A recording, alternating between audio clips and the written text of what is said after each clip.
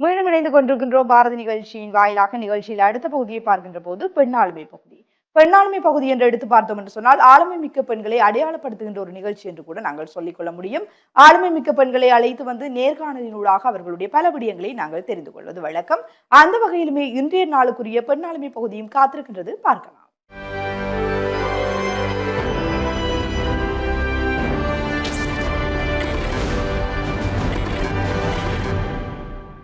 நேயர்களினவருக்கும் இனிமையான சந்தோஷமான காலை பொழுது வணக்கம். மற்றும் ஒரு பாரதி நிகழ்ச்சியின் பெண்ணாளுமை பகுதியின் வாயிலாக இன்றைய தினத்திலும் உங்கள் அனைவரையும் சந்திப்பதில் மிக்க மகிழ்ச்சி. பெண்ணாளுமை பகுதியின் வாயிலாக எங்களுடைய பிரதேசத்தில் இருக்கின்ற பல ஆளுமை நிறைந்த பெண்களை உங்களிடத்தை அறிமுகப்படுத்தி வைப்பதும், அது மாத்திரமல்லாமல் அவர்கள் சார்ந்த சிறியதொரு நேர்காணல் பகுதியாகவும் தான் இப்பகுதி அமைந்து வருகின்றது. அந்த வகையில் இன்றைய நாளிலும் எங்களுடைய நிகழ்ச்சியின் வாயிலாக ஒரு ஆசிரியை, அதே நேரத்தில் ஒரு பட்டிமன்றம் சார்ந்து தன்னுடைய ஒரு திறமையை வெளிக்காட்டி கொண்டிருக்கக்கூடிய ஒரு ஆசிரியருடன் தான் இன்றைய நாளுக்குரிய பாரதி நிகழ்ச்சியின் பெண்ணாளுமை பகுதி கடந்து செல்ல போகின்றது.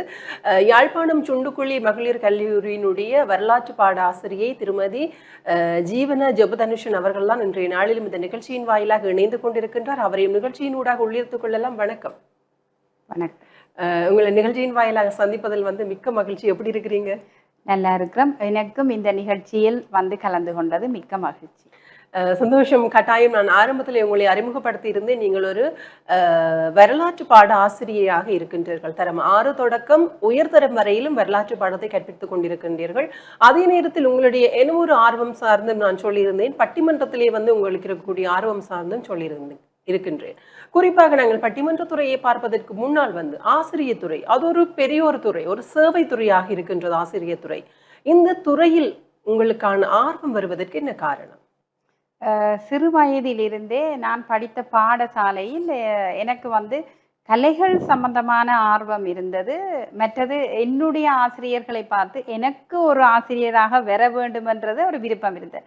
ஏனென்றா நான் சின்ன வயசுல எனக்கு நினைவு தெரிஞ்சு நான் கிரேட் 5 படிக்க ஸ்காலர்ஷிப் படிக்க நான் ஒரு ஆர்டிக்கல் ஒன்று எழுதியிருந்தேன்னா நான் ஆசிரியர் ஆனார். அப்போ என்னுடைய அம்மாவுக்கு சரியான விருப்பம் நான் ஆசிரியராக வர வேண்டும் என்பது. அப்போ அந்த குறிக்கோளை நோக்கி தான் நான் படித்து கொண்டிருந்தேன். அப்போ எனக்கு எதிர்பாராத விதமாகத்தான் சுண்டுக்குழி மகளிர் கல்லூரியில் 2012 இணைவதற்கான வாய்ப்பு கிடைத்தது. அங்கு சென்ற பின்பு அந்த சூழலை பார்த்து எனக்கு ஆசிரியராக இருப்பதில் மேலும் பல ஆர்வம் ஏற்பட்டதால நான் தொடர்ச்சியாக இன்றைக்கு 2012ஆம் ஆண்டு போய் இன்று 13 வருடங்கள் கழித்து விட்டேன். எனது சேவையினை மிகவும் மகிழ்ச்சிகரமான ஒரு சூழலில் மாணவர்களுக்கு எனது கல்வியையும் எனது அறிவியையும் கொடுப்பதில் எனக்கு மிக்க மகிழ்ச்சி. ஆசிரியராக இருப்பதில் மகிழ்ச்சி அடைகிறேன். கட்டாயம். சொல்வார்கள் குறிப்பாக வேறு எந்த துறையிலும் இல்லாமல் ஆசிரியர் துறையில் ஒரு ஒரு பிளஸ் என்று சொல்லுவார்கள். குறிப்பாக சின்ன பிள்ளைகள், பாடசாலை பிள்ளைகளுடன் பழகுகின்ற பொழுது நாங்களும் ஒரு இளமை தோற்றத்திலே இருப்போம், இளமையான வாழ்க்கையை வாழ்ந்து கொண்டிருப்போம் என்றது பல ஆசிரியர்களுடைய கருத்தாக கூட இருக்கின்றது. குறிப்பாக மாணவ செல்வங்கள் அழுத்து போய்விட மாட்டார்கள். மாணவ செல்வங்கள் என்பதை தாண்டி பிள்ளை செல்வங்கள் அழுத்து போய்விட மாட்டார்கள். அவர்களுடன் இந்த நீண்ட ஒரு பயணம் 13 வருடங்கள் குறிப்பாக வரலாற்று பாட ஆசிரியையாக சுண்டுக்குழி மகளிர் கல்லூரியில் பணியாற்றி கொண்டிருக்கிறீர்கள். குறிப்பாக ஒருவரை பார்த்து நாங்கள் ஏதாவது ஒரு விடயத்தில் ஆசைப்படுவோம், இவரை போல் நான் வர வேண்டும், இவர் ஆக வேண்டும் என்ற ஒரு ஆசை வரும். இந்த துறைக்குள் வருவதற்கு உங்களுக்கு தூண்டுகோலாக இருந்தவர் யார்? உண்மையில் நான் உண்மையில படித்த பாடசாலை ஜாழ் திருக்குடும்ப கன்னியர் மடம். அங்கு எனக்கு கற்பித்த பல ஆசிரியர்களே எனக்கு தெரியும். அங்கு எனக்கு சிறு வயதில் கல்வி கற்பித்த தமிழ் ஆசிரியர் ஒருவர் இருந்தார். அவருடைய பெயர் பெனடிக் மிஸ் என்று தான் எல்லாரும் சொல்லுவோம். உண்மையில எனக்கு அவ பார்க்க அப்ப நான் ஆசிரியரா இருக்க வேணுமென்றது கட்டாயம் என்ற மனதில ஒரு இதாவே அதை பதிந்து விட்டது. அதற்கு பிறகு பாரான ஆசிரியர் மாணவர்களோடு பழகும்போது எனக்கு உண்மையில எல்லா வேலையில இருக்கிற சந்தோஷத்தை விட பாடசாலையில கல்வி கற்பிக்கிறது, மாணவர்களோட ஒரு உறவை வச்சிருக்கிறதுன்றது உண்மையில எனக்கு ஒரு மகிழ்ச்சியான, நிறைய இனிமையான அனுபவங்களும் இருக்கு. நாங்கள் நிறைய இடங்களுக்கு சுற்றுலா போயிருப்போம், பிள்ளைகளை கூட்டிட்டு போயிருக்கிறேன். எத்தனையோ கருத்தரங்குகள், மாணவர்கள் மத்தியில் பல நிகழ்ச்சிகளை மேடி ஏற்றி இருப்போம். அதனால எனக்கு நல்ல மகிழ்ச்சி. ஆசிரியர் துறையை சந்தோஷமாக மகிழ்ச்சியாக பயணித்துக் கொண்டிருக்கிறீர்கள் என்று நினைக்கிறேன். உங்களுடைய பேச்சிலே விளங்குகின்றது உங்களுடைய ஒவ்வொரு நாளும் பாடசாலை அனுபவம் எவ்வாறாக இருக்கின்றது என்பது சொல்லி. குறிப்பாக இந்த அனுபவங்கள் தொடர்பாக கதைக்கின்ற பொழுது 13 வருடங்கள் கடந்து 14வது வருடத்தில் நீங்கள் காலடி எடுத்து வைக்க போறீர்கள் ஒரு ஆசிரியரா.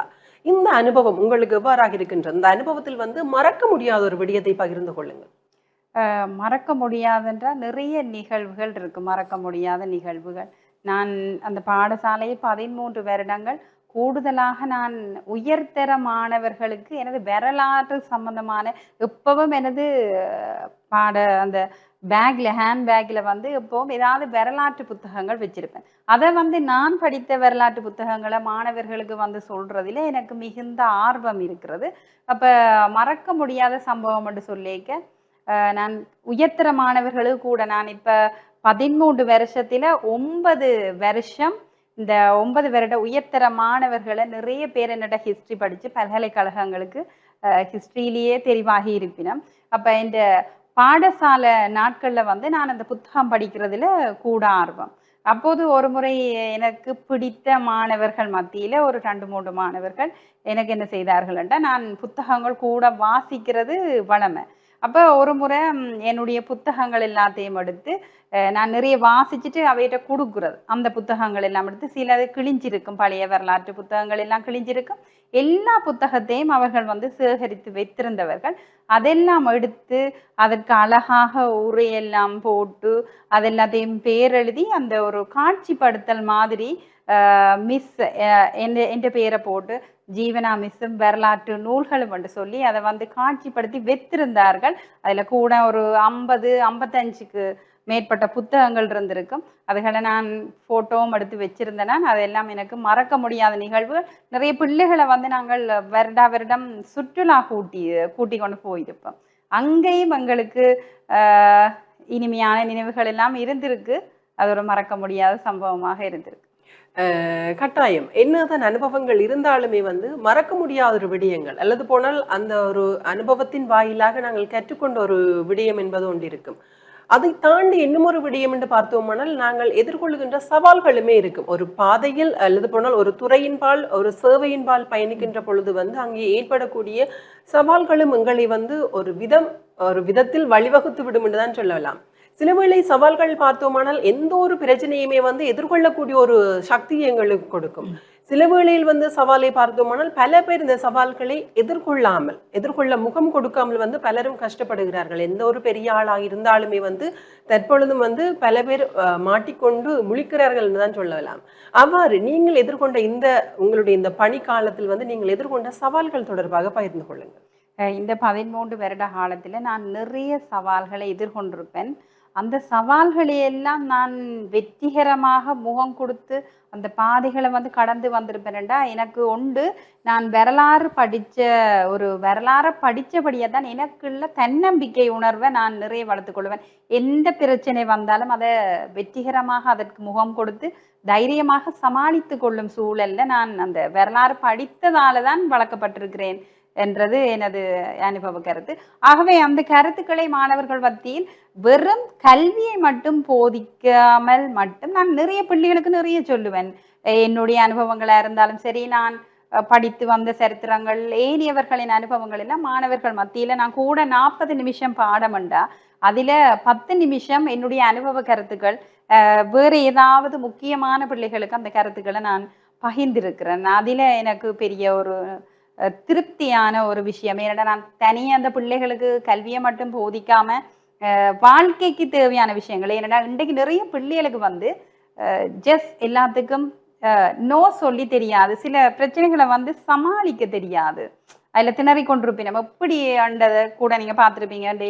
பத்திரிகை எல்லாம் தற்கொலை சம்பந்தமான நிகழ்ச்சி கூட பார்த்தா எல்லாமே இந்த 18 வயசு 16 வயது மாணவர்கள் ஏன் ஒரு பிரச்சனைண்டா அவைக்கு ஒரு பிரச்சனையை எதிர்கொள்ள முடியாமல் அதற்கான சரியான ஒரு வழிப்படுத்தலை ஆசிரியர்கள் கொடுக்க வேண்டும். தனிய கல்வியை மட்டும் போதிக்காம பிள்ளைகளுக்கு சமுதாயத்தில் எவ்வாறு வாழ வேணும் என்ற ஒரு வழிப்படுத்தலை கொடுக்க வேணும். என்னை பொறுத்தவரை நான் அந்த பணியை சரியா செய்யறேன்னு நினைக்கிறேன். கட்டாயம் நீங்கள் கூறினது போல தற்காலத்தில் பார்த்தோமானால் இந்த பாடசாலையில் உயர்தரம் கற்றுக்கொண்டிருக்கின்ற மாணவர்கள் 16 தொடக்கம் 19 வயதுக்கு உட்பட்ட மாணவர்கள் 16 காப்போத்த சாதாரண தரமும் அடங்கிக் கொள்ளும். குறிப்பாக 16 வயதிலிருந்து 19 வயதிற்கு உட்பட்ட மாணவர்கள் வந்து பல பிரச்சனைகள் எதிர்கொள்கிறார்கள். உடலியல் சார்ந்து, உளவியல் சார்ந்து, குடும்பம் சார்ந்து கூட பல பிரச்சனைகள் எதிர்கொள்கிறார்கள். பல பேர் வந்து அவற்றை வெளியே சொல்லி விடுகிறார்கள். ஆனால் அதையும் தாண்டி பல பேர் வந்து சொல்லாமல் உள்ளுக்குள்ளே வைத்து தங்களுடைய உளநலனை பாதிக்கின்ற வகையில் வந்து அவர்கள் செயற்பட்டு கொண்டிருக்கிறார்கள். பல பேரும் யோசிக்கின்ற ஒரு கருத்து வந்து, எனக்கு நடந்த ஒரு விடயத்தை நான் வெளியிலே சொல்லுகின்ற பொழுது அது எனக்கு ஒரு அவமானமாக மாறிவிடுமோ, அல்லது என்னை பற்றி யாரும் தப்பா கதைப்பார்களோ, என்னை பற்றி யாரும் குறை கூறுவார்களோ என்பது வந்து பலருடைய கருத்தா இருக்கின்றது. குறிப்பாக நான் பெண் பிள்ளைகள் சார்ந்த கருத்தை நான் சொல்லுகின்றேன். ஒரு உடலியல் சார்ந்த ஒரு பிரச்சனை ஏற்படுகின்ற பொழுது டக்குன்னு வாய் திறக்க மாட்டார்கள் அவர்கள் வெளியிடத்தில் போய் வந்து. ஆனால் பிள்ளைகளுக்கு சொல்லி விளக்கணும், பெற்றோர்கள் சொல்லி விளக்கணும், ஆசிரியர்களும் சொல்லி விளக்கணும். நீங்க சொன்னதை போல வந்து நோ சொல்றதுக்கு வந்து நாங்கள் தயங்குகிறோம், எல்லோரும் வந்து தயங்குகிறோம்.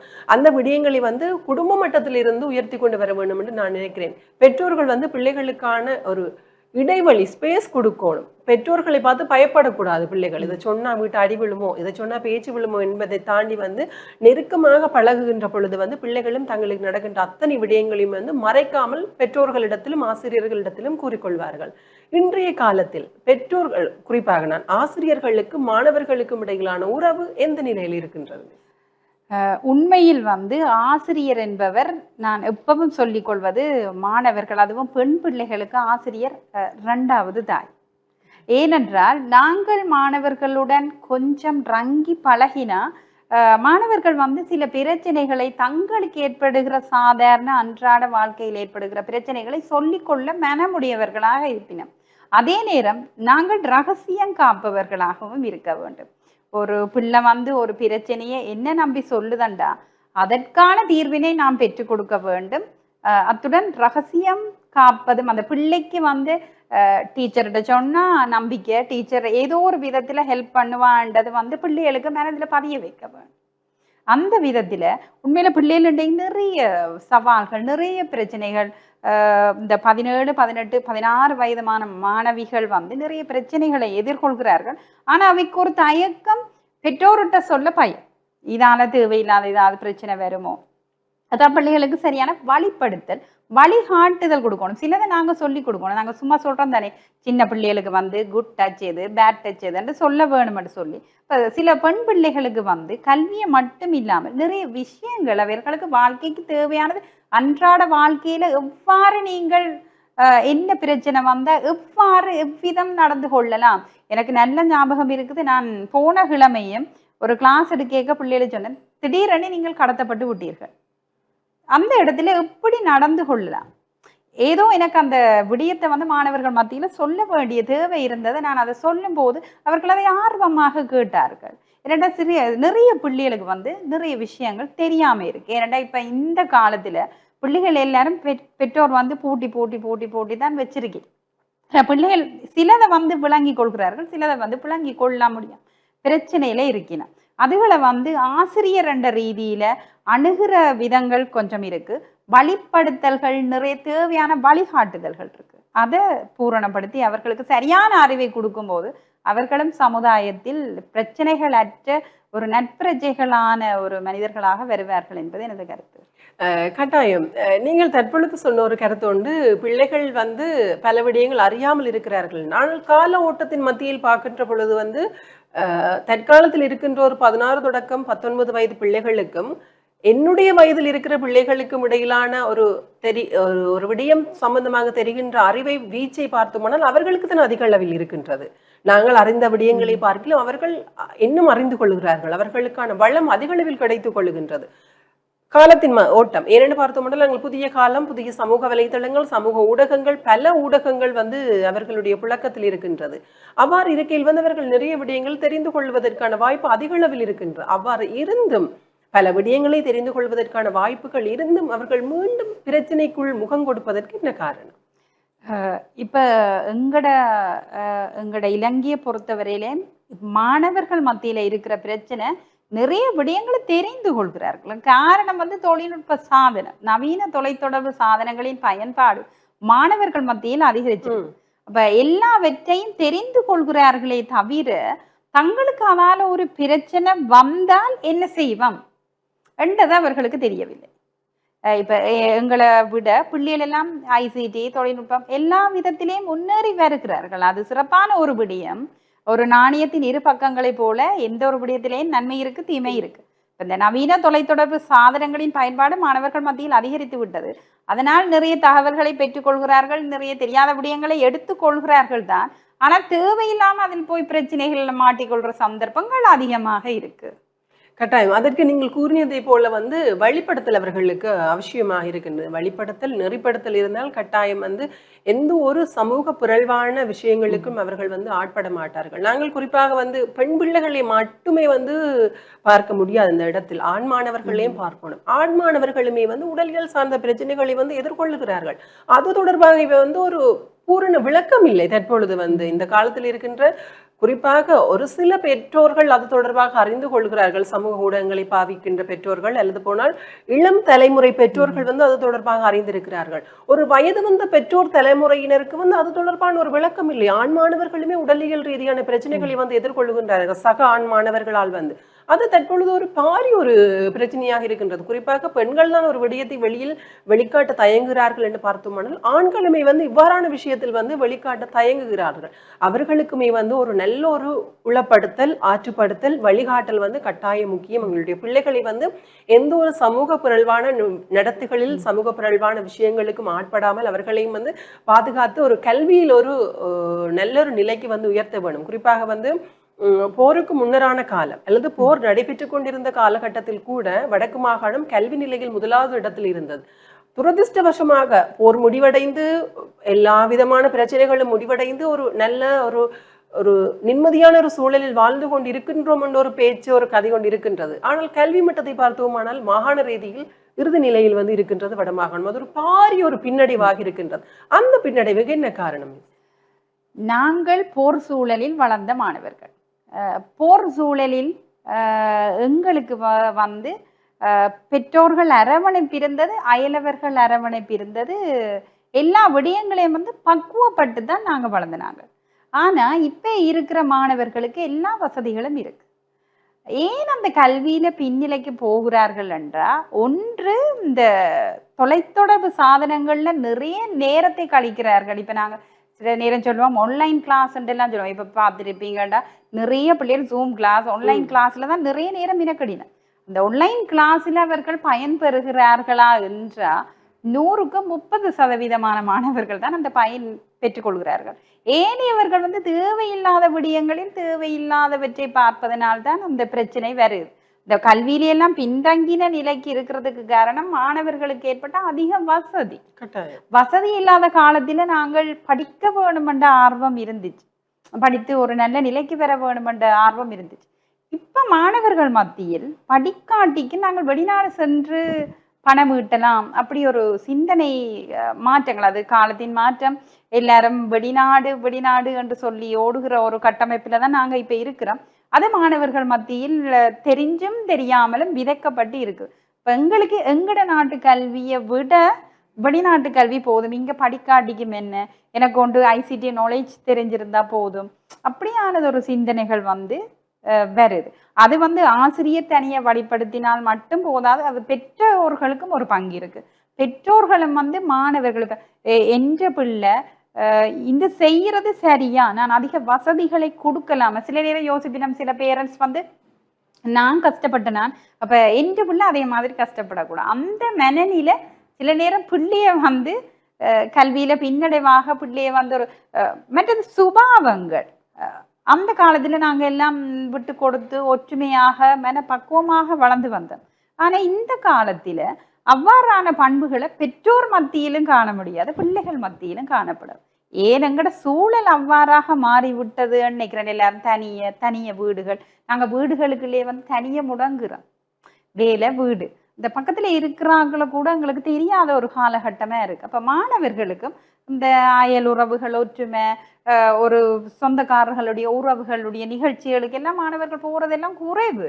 நாங்க இந்த நாளும் கிளாஸ் அண்டி போய் கொண்டிருக்கிறோம். அதால இந்த மாணவர்கள் மத்தியில, இன்றைய இளம் தலைமுறையினர் மத்தியில அவ்வாறான பண்புகள், விழுமியங்கள் எல்லாம் அருகி வருது. கட்டாயம் நாங்கள் நீங்க கூறினதை போல வந்து ஒரு கால மாற்றம் கால வளர்ச்சியை நோக்கி ஓடிக்கொண்டிருந்தால் எங்களுடைய விழுமியம் சார்ந்த கலாச்சாரம் சார்ந்த பண்பாடு சார்ந்த விடயங்களை மறந்துதான் நாங்கள் ஓடிக்கொண்டிருக்கின்றோம். அது ஒரு நிதர்சனமான உண்மை, மறக்க முடியாத ஒரு உண்மையாக இருக்கின்றது. சரி மிஸ், இந்த பாடசாலை காலம் தொடர்பாக நிறைய விடயங்கள் கதைத்திருக்கின்றோம். உங்களுடைய மற்றொரு துறை, உங்களுக்கு விருப்பமான இன்னொரு துறை இருக்கின்றது, பட்டிமன்ற பேச்சாளராகவும் நீங்க இருக்கின்றீர்கள். இந்த பட்டிமன்றம் சார்ந்து ஆர்வம் வருவதற்கு என்ன காரணம்? நான் திருக்குடும்ப கன்னியர் மடத்தில் படிக்கும்போது கோலி ஃபேமிலி கான்வென்ட் அங்கே படிக்க நாங்கள் ஏ லெவலில் வந்து ட்ராமா அண்ட் தியேட்டர்ன்ற ஒரு பாடம் இருந்தது. அப்போ அந்த பாடம் நாடகமும் அரங்கியலும் அந்த பாடத்துக்கு போகிற மாணவர்கள் தனித்திறமை உடையவர்கள். அப்போ ஏதாவது விசேஷமான நிகழ்ச்சிகள் ஏதாவது வைபவங்கள் வரைக்கும் நாங்கள் அந்த விவாத அரங்குகளில் ஈடுபடுறது கூட.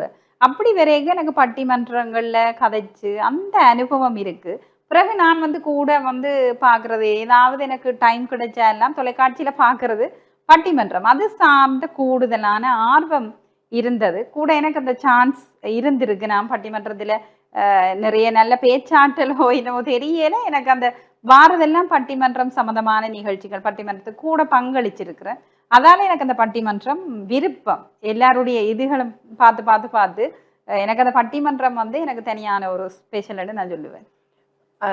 இப்ப இன்னும் கேள்வி உண்டு, ஆசிரியர் துறையின்பால் இருக்கின்ற ஆர்வம் அதிகமா, பட்டிமன்ற துறையின்பால் இருக்கின்ற ஆர்வம் அதிகமா?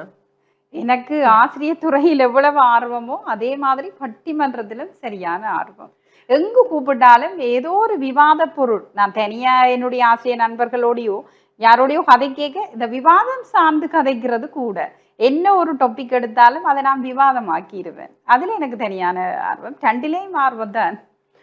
கட்டாயம். ஒரு பட்டிமன்ற பேச்சாளர் ஒரு சாதாரணமான ஒரு பேச்சாளருக்கும் பட்டிமன்ற பேச்சாளருக்கும் இடையில நிறைய வித்தியாசம் இருக்கின்றது. ஒரு பெரிய ஒரு கிரௌடை வந்து அந்த அந்த இடத்தில் வந்து ஒரு ஆள் தான் இருப்பார். அந்த ஒரு ஆளுடைய கதையை வந்து அவ்வளவு கிரௌடுமே வந்து கேட்கணும். அதுக்கு ஒரு தனி ஆற்றல், தனி ஒரு திறமை ஒன்று கட்டாயம் இருக்கத்தான் வேணும். குறிப்பாக வந்து இந்திய தேசத்தில் பட்டிமன்றத்திற்கு பட்டிமன்ற பேச்சாளர்களுக்கு பெரிய ஒரு வரவேற்பு இருக்கின்றது. இந்திய தேசம் எங்களுடைய தேசத்தை ஒப்பிடுகையில் அங்கே கூட இருக்கின்றது இந்தியாவில். குறிப்பாக எங்களுடைய பிரதேசங்களில் வந்து யாழ்ப்பாணம், நான் குறிப்பாக யாழ்ப்பாணத்தை சொல்லுகின்றேன். யாழ்ப்பாணத்தில் வந்து தற்பொழுது ஒவ்வொரு பிரதேசமாக வந்து பட்டிமன்ற பேச்சாளர்கள் இருக்கின்றார்கள். ஒரு ஆலய திருவிழாக்களில் வந்து நாங்கள் அவ்வாறான 2 பிரதேச குழுக்களுக்கு இடையிலான விவாதங்கள், போட்டிகள், பேச்சுக்களை வந்து காண்கின்றோம். இதை தாண்டி எங்களுடைய பிரதேசத்திலே இந்த பட்டிமன்ற பேச்சு எந்த அளவில் வளர்ச்சி பெற்றிருக்கின்றது? உண்மையில இது ஒரு நல்ல கேள்வி. எங்களோட கலைகளை சிலதை நாங்களே மறந்துட்டேன். எனக்கு தெரிஞ்சு நான் சிறு வயதில் இருக்க இந்த பட்டிமன்றங்கள் எல்லாம் பார்த்துருப்பேன். நிறைய இடங்கள்ல நீங்க சொன்ன மாதிரி ஆலய திருவிழாக்கள், முக்கியமான விசேஷ நாட்கள் என்றால் கட்டாயம் பட்டிமன்றம் இருக்கும். அந்த பட்டிமன்றத்தை நாங்கள் சாதாரணமாக பட்டிமன்றம் என்று எடை போட்டு விட முடியாது. நிறைய கருத்துக்கள் அதனூடாக வெளிப்படுத்தப்படும். நிறைய விழுமியம் சார்ந்த கருத்துக்கள், சமூகத்துக்கு தேவையான கருத்துக்கள் எல்லாம் விவாத அரங்கில செய்ய அது வந்து மக்களுக்கு ஒரு விழிப்புணர்வை ஏற்படுத்தும். நிறைய நல்ல விடயங்கள் வந்து பகிர்ந்து கொள்ளப்படும். ஆனால் தற்போதைய சமுதாயத்தில் அவ்வாறான கலைகள் பட்டிமன்றங்கள் நடப்பது அரிது. எங்கேயாவது ஏதாவது ஒரு விசேஷ நாட்களில் ஏதாவது அரிதான ஒரு பட்டிமன்ற நிகழ்வுகளை பார்த்துருக்குறோம். ஆனால் அது பிழை. இந்திய தேசத்துடன் ஒப்பிடும் போது அங்கு எந்த நாட்களா இருந்தாலும் பட்டிமன்றம் இல்லாத ஒரு வைபவங்களே கிடையாது என்று சொல்லலாம். அந்த அளவுக்கு நாங்கள் ஏனென்றால் என்ன மாதிரி நிறைய பேர் பட்டிமன்றத்தில் கதைக்கக்கூடிய மாணவர்களாக இருக்கட்டும் சரி, நிறைய வேலை செய்கிற ஆசிரியர்களாக இருக்கட்டும் சரி, நிறைய பேர் இருப்பினர். அவ்வாறானவர்கள் வெளியில எல்லாருக்கும் தெரிய வேணும். இல்லை மறைகாயா இருப்பார்கள். அவ்வாறான திறமைகளுடையவர்கள் வெளிக்கொணர வேணும். ஏனென்றால் நான் சொன்னது மாதிரி பட்டிமன்றத்தை சாதாரண ஒரு நிகழ்வாக பார்க்க முடியாது. ஏனென்றால் அதன் ஊடாக நிறைய கருத்துக்கள் சமுதாயத்துக்கு போகும். அப்ப நிறைய விழுமியம் சார்ந்த கருத்துக்கள் எங்களுடைய பண்டைய சமுதாயத்தில் இவ்வாறான கலை மரபுகள் இருந்தபடியால் தான் எங்களுடைய மக்கள் ஒரு சமூகமாக கட்டி எழுப்பப்பட்டு வந்தார்கள். இன்று அவ்வாறான ஒரு நிகழ்வுகள் இல்லாதல் படியா இப்ப யாரும் கோயில் திருவிழாவில போய் மீனக்கட்டு பட்டிமன்றம் எல்லாம் பார்க்குற அளவுக்கு இல்லை. யாரும் கொஞ்சம் ஓரளவுக்கு வயசு போனவர்களோ அல்லது ஒரு சாதாரண நடுத்தரம் உடையவர்கள் தான் அதை ரசிப்பதற்கான சந்தர்ப்பம் இருக்கின்றது. இளம் தலைமுறையினரிடையே வந்து அந்த விவாத அரங்குகள், விவாத பேச்சுக்களை வந்து வளர்க்க வேண்டும். அது சம்பந்தமான ஆர்வத்தை அவர்களுக்கு கொண்டு வர இந்த நிகழ்ச்சிகளூடாக அதை உண்மையில அதை நிறைவேற்ற வேண்டும். ஏன்னா அது சரியான அரிதான நிகழ்வுகளாக காணப்படுகிறது. கட்டாயம் நான் கேட்க நினைத்த ஒரு விடயம் தான் வந்து மாணவர்கள் இடத்தை வந்து நீங்கள் ஆரம்பத்தில் சொன்னது போல வந்து அவர்களுக்கு பாடசாலை கல்வியை தாண்டி அடுத்த கட்டத்தில் வந்து வாழ்க்கை கல்வியையும் நாங்கள் கற்றுக் கொடுக்க வேண்டும். இதையும் தாண்டி ஒரு விடயம் இருக்கின்றது, இணைப்பாட விதான செயல்பாடுகள் பாடசாலைகளில் வந்து இது இப்பொழுது கட்டாயமாக்கப்பட்டிருக்கின்ற ஏதாவது ஒரு இணைப்பாட விதான செயல்பாட்டில் வந்து நாங்கள் பங்கு பெற்ற வேண்டும் என்பது ஒரு கட்டாயமாக இருக்கின்றது. அந்த இணைப்பாட விதான செயல்பாடுகளில் இந்த கலைகள் சார்ந்த விடயங்களும் உள்ளடங்கிக் கொள்ளும் தானே. அது வந்து மாணவர்களிடத்தை வந்து எந்த அளவில் வந்து விருப்பமாக பங்கு பெற்றுகிறார்கள்? உண்மையில் நாங்கள் கல்வி கற்கும் போது எல்லா மாணவர்களும் பாடத்தை படித்து முழுமையானபடியே சொல்லி முழுமையாக அதில் சித்தி பெற்றுவிட முடியாது. உண்மையில ஒவ்வொரு மாணவர்களும் தனித்திறமையானவர்கள். நிறைய மாணவர்களுக்குள்ள நிறைய ஆற்றல்கள் ஒளிந்திருக்கும். கட்டாயம் அந்த ஆற்றல்கள் வந்து ஆசிரியர் என்ற ரீதியில கண்டுபிடிக்க வேணும். எல்லா மாணவர்களும் படித்து விட முடியாது. எல்லா மாணவர்களும் எல்லா இணைப்பாட விதான செயற்பாடுகள்லையும் பங்குபட முடியும். ஒரு நல்லா ஓவியம் வரையக்கூடிய பிள்ளையா இருக்கும். சில பேருக்கு படிக்க வராது, ஆனா டான்ஸ் நல்லா வரும். ஏதோ ஒரு துறையில அவை வெளிரிவினம். ஆனா என்னுடைய பாடசாலையை பொறுத்தவரையில மாணவர்கள் வந்து நான் ஏற்கனவே 2-3 தரம் பாடசாலையில் பட்டிமன்ற நிகழ்ச்சிகள் அதை நடத்தும் போது நான் பங்கு பெற்று இருக்கிறேன். மாணவர்கள் மத்தியில் அது சம்பந்தமான ஆர்வம் இருக்கின்றது. ஏனென்றால் நான் வந்த பொழுது நான் பாடசாலைக்கு போய் ஒரு 2014-15 ஆண்டு கால பகுதியில் நாங்கள் ஒரு விவாத குழு மாணவர்களை ஒரு விவாத போட்டிக்கு அழைத்து சென்ற ஞாபகம் இருக்கின்றது. அப்போ அதை ஆர்வத்துடன் பங்கு பெற்றிருந்தனர். காலங்கள் செல்ல செல்ல அந்த கொரோனா என்றதும் எங்களோட மாணவர்கள் மத்தியில கல்வியில இவ்வாறான நிகழ்ச்சிகள்ல ஒரு வீழ்ச்சியை ஏற்படுத்தியது. மற்றும்படி ஒப்பீட்டளவில் பார்க்கும்போது அவர்கள் ஆர்வமாக இருக்கின்றனர். கருத்துக்களை கேட்டு கைதட்டல்களில் எங்களுக்கு தெரிகின்றது மாணவர்கள் அதை ரசிக்கின்றார்கள். அந்த இதை மாணவர்கள் மத்தியிலே ஏற்படுத்த வேண்டும் என்றது என்று கட்டாயம் அந்த ஆர்வத்தை வந்து தூண்டுகின்ற பொழுது வந்து சிறப்பாக இருக்கும் என்பது என்னுடைய கருத்தாக இருக்கின்றது. குறிப்பாக நாங்கள் பார்த்தோம்னால் அடுத்த வருடம் புதிய ஒரு வருடம் 2026வது ஆண்டில் வந்து காலடி எடுத்து வைக்க போகின்றோம். மாணவர்களுக்கு கல்வி சமூகத்திற்கு அது ஒரு புதிய ஒரு ஆண்டாக இருக்க போகின்றது. ஏனென்றால் புதிய கல்வி முறைமை 2026 இருந்து ஆரம்பிக்க போகின்றது. அந்த கல்வி முறையுடன் இணைந்த இன்னொரு விடயம் கூட இப்பொழுது ஓரிரு நாட்களாக பேசப்படுகின்ற ஒரு விடயம், பாடசாலை நேரத்தையுமே வந்து அரைமணித்தியாலம் அதிகரிக்க செய்வதற்கான ஒரு அதை மறப்பதற்கான பேச்சுக்கள் தான் தற்பொழுது ஓடிக்கொண்டிருக்கின்றது. 2 மணி, அதாவது 7:30 இருந்து 2 மணி வரைக்குமான அந்த பேச்சுக்களை வந்து வளமையே போல 7:30 இருந்து 1:30 வரைக்குமே ஆக்கி தாருங்கள் என்பது ஒரு கருத்தாக இருந்தாலும், அடுத்த ஒரு கருத்து 2026 புதிய ஒரு கல்வியாண்டு, அது பெரிய ஒரு மாற்றம் இருக்கின்றது. அந்த கல்வியாண்டை அந்த கெசட்டை பார்க்கின்ற பொழுது வந்து பெரிய ஒரு மாற்றம். அந்த மாற்றம் ஆசிரியர்களிடத்தை எவ்வாறான தாக்கத்தை செலுத்தும்? நாங்கள் இந்த மாற்றம் வந்து முதல் நாங்கள் இருக்கும்போது காலை 8 மணிக்கு போய் 2 மணியுடன் பாடசாலை முடிந்துவிடும்.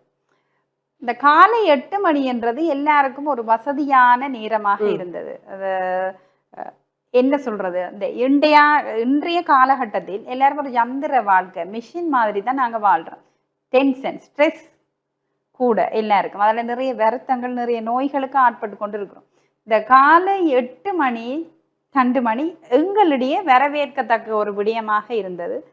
தற்போது நடைமுறையில் இருக்கிற 7:30 இருந்து 1:30 எங்களுக்கு பழக்கப்பட்டு விட்டது. அதற்கேற்ற மாதிரி நாங்களும் வீட்டு வேலைகளோ எல்லாத்தையும் வந்து எங்களுக்காக மாற்றி அமைத்து கொண்டு விட்டோம். இனி ஒரு புதிய சூழல், புதிய சீர்திருத்தம் காலை 7:30 இருந்து 2 மணி என்றது எங்களிடையே ஒரு சில மனத்தாக்கங்களை ஏற்படுத்தித்தான் இருக்குது. இதற்கேற்ற மாதிரி எங்களோட அன்றாட வழக்கங்களை மாற்றி அமைக்க வேண்டும். ஏனென்றா ஒவ்வொருத்தருக்கும் ஒவ்வொரு ஆசிரியர்களுக்கும் வீட்டு சூழல் ஒவ்வொரு விதமாக இருக்கு. அதுக்கேற்ற மாதிரி அவர்கள் தங்களுடைய நடைமுறையை மாற்றிக்கொள்ள வேண்டும். ஆகவே 7:30 இருந்து 2 மணி என்பது எங்கள் மத்தியில் ஒரு சாதாரண ஒரு கேள்விக்குறி. எவ்வாறு நாங்கள் அந்த புதிய சீர்திருத்தத்துடன் இந்த நேரத்தை எவ்வாறு எதிர்கொள்ள போகிறோம்? ஏனென்றா அந்த 2 மணிக்கு பிடிச்சோடனே எல்லா ஆசிரியர்களும் 2 மணிக்கு விட்ட ஓடி போறாண்டு இல்லை, எப்படியோ 2:30-3 மணி ஆகும். அதை தவிர வேறு ஏதாவது நிகழ்ச்சிகள் வந்தால் அதில் ஒரு தடங்கள் ஏற்படும் அந்த நேரத்தில். ஆகவே இந்த 7:30 இருந்து 2 மணி என்பது மகிழ்ச்சியான விடயத்தையும் தாண்டி, மகிழ்ச்சியற்ற விடயத்தையும் தாண்டி நிறைய பிரச்சனைகளை தோற்றுவிக்கும் என்பது எங்களுடைய கருத்தாக இருக்கின்றது. ஆனால் என்னென்றாலும் மாணவர்கள் படிக்க வேணும், கல்வி நேரத்தை அதிகரிக்க வேணும் என்றால் 40 நிமிடங்கள் ஒரு பாடவேளை இப்ப 50 நிமிடங்களாக மாற்றப்படுகின்றது. சில மாற்றங்கள் மனதுக்கு பிடிக்காவிட்டாலும் எதிர்கொள்ள வேண்டும். அதற்காக நாங்கள் தயார்படுத்தல ஈடுபடத்தான் வேணும். கட்டாயம், வேறு வழி இல்லை. புதிய அரசாங்கம் புதிய சீர்திருத்தத்தில் மாணவர்கள் ஒரு புதிய பாதையில் நோக்கி செல்வார்கள். அதற்கு ஆசிரியராக இருக்கின்ற நீங்களுமே ஒரு பெரிய ஒரு உந்து சக்தியாக இருக்க வேண்டும். குறிப்பாக உங்களுடைய இந்த ஆசிரிய பயணமும் இன்னும் பல காலம் சிறக்க வேண்டும். நீங்களும் ஒரு மாணவர்கள் மத்தியிலே ஒரு சிறந்த ஆசிரியராக மிளிர வேண்டும் என்பதும் எங்களுடைய நிகழ்ச்சியின் சார்பில் நாங்களும் உங்களுக்கு வாழ்த்துக்களையும் தெரிவித்துக் கொள்கின்றோம். குறிப்பாக இன்றைய நாளிலும் இந்த நிகழ்ச்சியின் வாயிலாக இணைந்து கொண்டு பல விடயங்கள், நீங்கள் ஆரம்பத்திலேயே சொன்னது போல ஒரு விவாதமாக காரசாரமாக பல விடயங்களை கூறியிருந்தீர்கள். அதற்குமே நாங்கள் எங்களுடைய நிகழ்ச்சியின் சார்பிலும் நன்றிகளை தெரிவித்துக் கொள்கின்றோம். நன்றி. வணக்கம். நல்லது நேர்களே, மற்றும் ஒரு நிகழ்ச்சியின் வாயிலாக உங்கள் அனைவரையும் சந்திக்கும் வரையில் இன்றைய நாள் இந்த நிகழ்ச்சியில் இருந்து விடைபெற்று செல்லும் நான் ரோஹிணி அறந்தவ செல்வம். நன்றி நேர்களே.